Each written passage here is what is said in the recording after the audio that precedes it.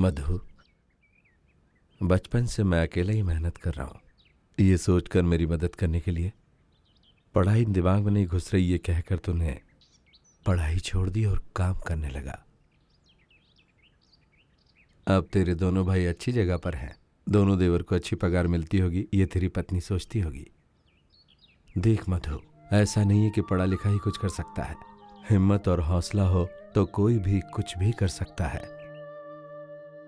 तेरा दिमाग भी अच्छा है, तू कुछ भी कर सकता है, और फिर तेरी मदद के लिए सब के सब हम मौजूद तो हैं ना।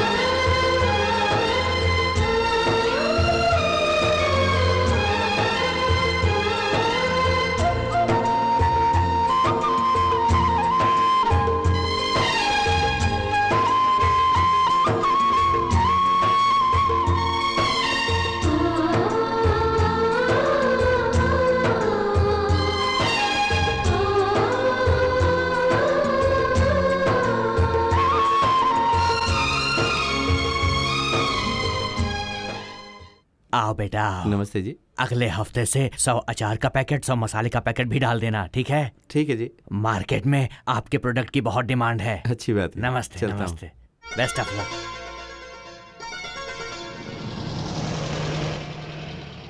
ये बॉक्स अंदर रख दे। ठीक है मालिक। हमें आपका और माल नहीं चाहिए, समझ गए ना? ऐसा क्यों? आपका माल मार्केट में बिल्कुल नहीं बिक रहा है, पूरा स्टॉक वैसे ही का वैसा पड़ा है, सिर्फ रुचि मसाला बिक रहा है। अपने दामाद को हमेशा कम समझते रहे आप, अब क्या कहेंगे? कुछ भी हो, अगर वो अच्छा रहेगा तो अच्छी बात है ना। वो लोग खुश रहेंगे तो मैं भी खुश रहूंगा। कौन है बे वो? इतने सालों से मैं व्यापार कर रहा हूँ, अभी अभी आया है वो, मुझसे मुकाबला करेगा? उसे आगे बढ़ना नहीं चाहिए, उसे यहाँ बुलाओ, मैं बात करता हूँ।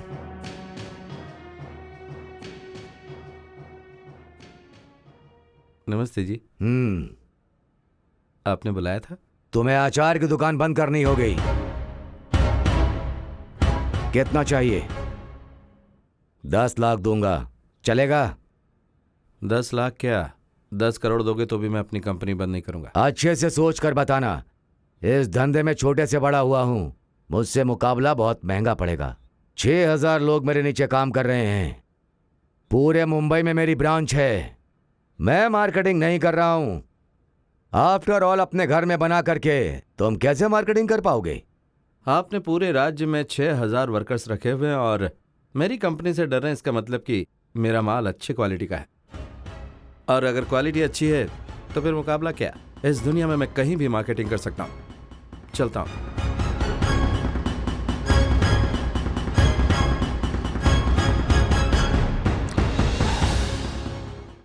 यहाँ पर नहीं साहब। यहाँ पर? यहाँ भी नहीं। जरा लंबी सांस खींचना, धीरे धीरे। ओके, उठ जाइए, उठिए। हाँ, अब बैठ जाइए आराम से। अच्छा साहब, मुझे क्या हुआ है? अरे कुछ नहीं है, नॉर्मल सा पेट दर्द है। ठीक, मैंने मेडिसिन लिख दी हैं। हाँ। सुबह शाम 2-2। अच्छा। हाँ, टोकन नंबर 29। क्या कहा साहब ने? शहर के डॉक्टर ने कहा था खतरनाक बीमारी, ऑपरेशन करना पड़ेगा, लेकिन ये डॉक्टर साहब कह रहे हैं कि चिंता मत करो, कुछ नहीं हुआ अच्छा? है। भगवान इन डॉक्टर साहब को 100 साल की उम्र दे। ए संटी। हाँ आ रहा हूँ भैया। भगवान की कृपा से तेरे भाई का हाथ अच्छा है, उसने बहुत नाम कमा लिया है।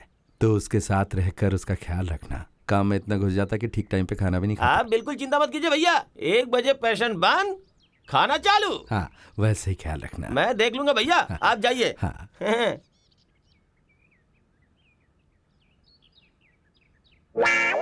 अरे अरे, इतनी चोट आपको कैसे लग गई? कोई एक्सीडेंट हुआ क्या? नहीं, ऐसा कुछ भी नहीं हुआ। फिर नाखून काट रहा था तो इलेक्ट्रिसिटी के खंभे से बांध कर देखो ना मुझे कितना मारा। नाखून काटने से इलेक्ट्रिक खंभे से बांध के मारा? ऐसा कोई करता है क्या? वो इंसान है या कोई राक्षस है? बहुत बहुत शुक्रिया हाँ। कि तुम मुझे समझ पाए। वो लोग तो मुझे समझ नहीं पाए।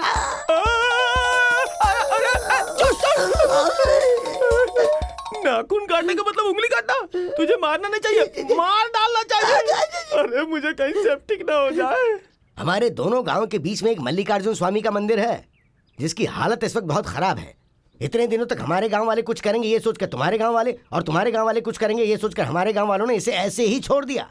ये मंदिर जितना आपके गांव का है उतना ही हमारे गांव का भी है, इसलिए हम दोनों गांव वाले मिलकर इसका जीर्णोद्धार करेंगे और हमें उसके बाद इसका अच्छे से अभिषेक करना चाहिए, और इसलिए ये कमेटी बनाई गई। इस कमेटी में दोनों गांव के बड़े बड़े लोग हैं। कमेटी प्रेसिडेंट के लिए अगर आपको किसी का नाम चुनना है तो गोपाल जी का नाम और लक्ष्मीपति जी का नाम ज्यादा सुनाई दे रहा है, इसलिए हम सब अच्छे से सोचकर ठीक से विचार करके सभी की राय सहमति के बाद श्री गोपाल राव जी ही प्रेसिडेंट पद के लायक हैं। इस कमेटी ने ये फैसला लिया है। दोनों गांव वाले मिलकर चंदा इकट्ठा करेंगे और इस शुभ कार्य को सफल बनाएंगे, ऐसी मैं सबसे विनती करता हूं। तो हमें ये काम शीघ्र शुरू कर देना चाहिए। ये क्या अभी तक नहीं आए? क्या है? टाइम देखिए, 10:10 हो रहे हैं। 10 का टाइम है ना, अभी तक आए नहीं डॉक्टर। डॉक्टर को टाइम की वैल्यू होनी चाहिए, एक मिनट की वैल्यू होनी चाहिए। आप कौन है जी? मैं भी एक डॉक्टर हूँ। ओह, आप भी डॉक्टर हैं? डॉक्टर का मतलब मैं डॉक्टर नहीं, हाँ? डॉक्टर की होने वाली बीवी हूँ। ओह, अच्छा, आप कौन है? हाँ? वो मैं यहाँ टोकन देता हूँ जी। हटिए। हाँ। हटिए ना। हाँ। अच्छा, डॉक्टर का कोई बड़ा भाई भी है, वो कैसा आदमी है? कैसा आदमी मतलब? वही गुस्से वाला है, ऐसा सुना है। आप उनके बारे में क्यों उस पूछ भैया रही का नाम सुनते ही डॉक्टर की पैंट गीली हो जाती है, गीली। डॉक्टर पढ़ा हुआ लड़का है, कोई ऐसे डरता है क्या? कितनी गलत बात है। बहुत गलत है। होने दो, पहले डॉक्टर के साथ शादी हो जाए, उसके बाद सब ठीक कर दूंगी। क्या करने वाली हैं? क्या करूंगी? हाँ? शादी करके 1 साल में जुड़वा बच्चे पैदा करूंगी और उसके हाथ में दे दूंगी। जब वो बच्चे 5 साल के हो जाएंगे ना, तब उसे बड़ा परेशान करेंगे। इस तरह से अपना बदला लूंगी। ये डॉक्टर कब आएगा क्या पता। ठीक है, आप एक काम करिए। हाँ। जब डॉक्टर आ जाए ना, तो मैं यहाँ आई थी ये बता दीजिएगा। यही कि जी वो मेरा नाम बताया नहीं ना? हाँ। नंदिनी। हाँ जी। क्या कहेंगे? यही जी कि नंदिनी जी आई थी और चली गई। गुड। हाँ। काफी आगे जाएंगे आप।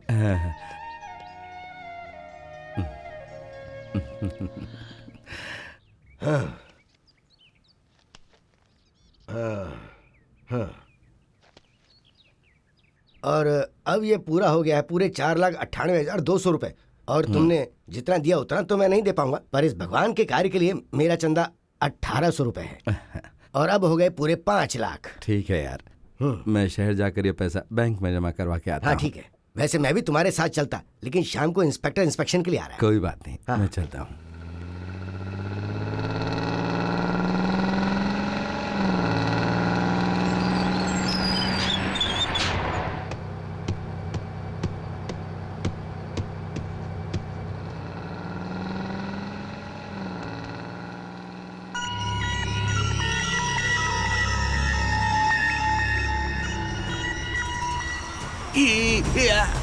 अरे क्या हो गया इसे?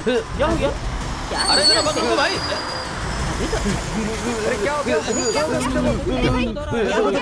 अरे कुछ करो।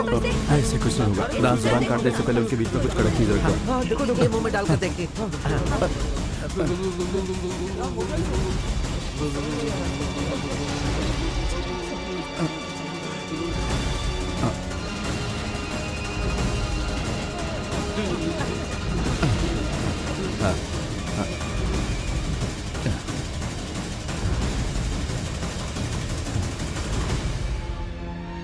आप लोग जाइए अपनी अपनी सीट पे बैठिए, जरा इन्हें हवा आने दीजिए। अब कैसा है बेटा? ठीक है।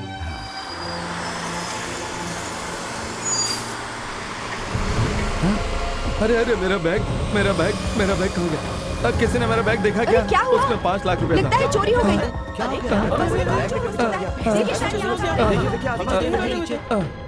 मेरी सोच गलत नहीं हुई। उसकी अच्छाई के कारण ही आज उसका यह हाल हुआ। अपने आदमियों को भेजो और पुलिस में यह कंप्लेंट लिखवाओ कि उसने मंदिर का पैसा चुराया। इस समय पुलिस स्टेशन का एसआई उसका भाई ही है।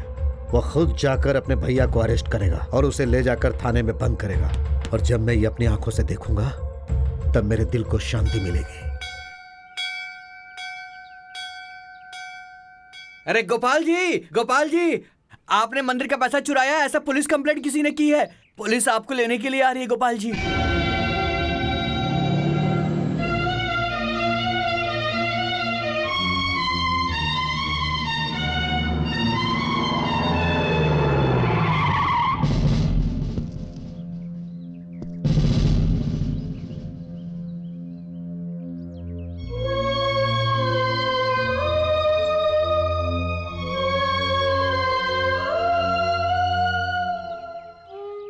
देखो गोपी, अब तुमने ये वर्दी पहन ली है।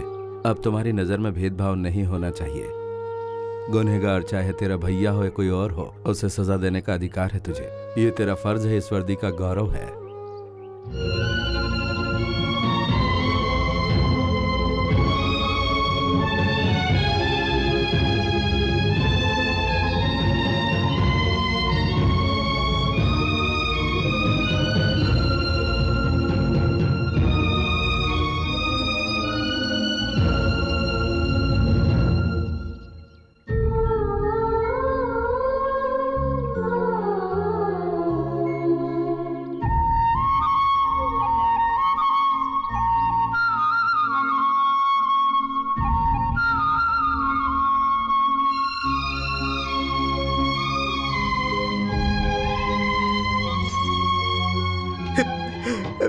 भैया, ए गोपी, क्या कर रहा तू? हाँ? मुझे माफ कर दो भैया।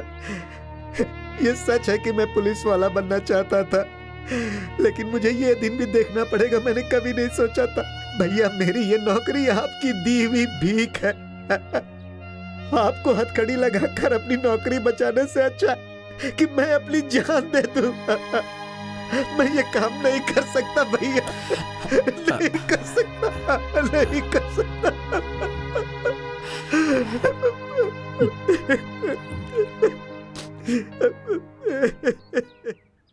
क्यों बेटा, इतने दिनों से मेहनत कर रहा था, अब इस्तीफा क्यों दे रहा है? जरा अपनी बीवी के बारे में भी तो सोच लेता एक बार। इसमें सोचने वाली क्या बात है नानी? दिन रात मेहनत करके बड़े भैया ने इनकी इतनी अच्छे से परवरिश की, इन्हें इतने बड़ा ऑफिसर बनाया। अब उन्हें गिरफ्तार करना हो, ऐसी नौकरी नहीं चाहिए। अच्छा है, भाई एक दूसरे के बारे में सोच रहे थे, अब बीवी भी सोचती है, अच्छी बात है। नानी माँ, भैया कहाँ है? नमस्ते जी। ओह, तुम आओ, बैठो। ऐसे ठीक हूँ। कैसे आना हुआ? आपने उस दिन कहा था ना कि मैं अपनी कंपनी बंद कर दूं। आज मैं अपनी कंपनी को बंद करने के लिए तैयार हूं और उसके लिए मुझे 5 लाख रुपए चाहिए। ठीक है, तुम्हें पैसे की जरूरत है वो मैं देता हूं।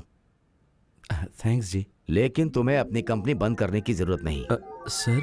हाँ मिस्टर मधु, आपके भाई के साथ जो हादसा हुआ वो मुझे पता है। आपके परिवार के बारे में भी मैंने बहुत सुना है। जनरली सब लोग उदाहरण के तौर पर तुम्हें राम लक्ष्मण कहते हैं। राम लक्ष्मण कैसे थे ये तो सिर्फ किताबों में पढ़ा है, लेकिन किसी ने देखा नहीं। तुम्हारे भाइयों को देखता हूं तो शायद राम लक्ष्मण भी ऐसे ही होंगे। ऐसे परिवार को तकलीफ में आना यह बहुत ही दुख की बात है। राम के हनुमान के जैसा तो नहीं, लेकिन अपन तुम्हारे लिए ऐसा कुछ कर सकते हैं। ये पैसे तुम रख लो। तुम अपनी कंपनी के नाम पर सब माल तैयार करो, मैं पूरी दुनिया में उसकी मार्केटिंग करूंगा। सर, आपका यह एहसान मुझ पर उधार रहा सर। दोस्तों के बीच में कौन सा एहसान? We are friends.